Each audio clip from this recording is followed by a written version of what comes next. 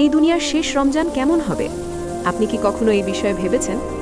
যখন কিয়ামত একেবারে কাছে হবে আর দুনিয়া তার শেষ সময় প্রবেশ করবে, তখন সেই রমজান আর সাধারণ রমজানের মতো হবে না।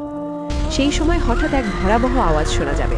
এমন এক আওয়াজ যা শুনে মানুষ সহ সমস্ত সৃষ্টি জগৎ কেঁপে উঠবে। মানুষের অন্তর ভয়ে দমে যাবে আর মানুষ সেই আওয়াজের উৎস খুঁজতে বের হবে, কিন্তু কেউই তা বুঝতে পারবে না। নবী করিম সাল্লাল্লাহু আলাইহি ওয়াসাল্লামের বাণী অনুযায়ী, যে রমজানে এই ভয়াবহ আওয়াজ শোনা যাবে, তারপর থেকে প্রত্যেকের ঘরে 1 বছরের খাবার মজুত করে নেওয়া উচিত। কারণ এরপর থেকে দুনিয়া থেকে বরকত উঠে যাওয়া শুরু হবে। না আগের মতো শান্তি থাকবে, না কোনো কাজে তেমন বরকত মিলবে। মানুষ 2 হাত তুলে দোয়া করবে, কিন্তু আসমান থেকে কোনো সাড়া আসবে না। এটি কেবল একটি ঘটনা নয়, এটি হবে শেষ সতর্কবার্তা। এমন এক রমজান যার রোজার চেয়েও বেশি হবে তওবা করার পরীক্ষা।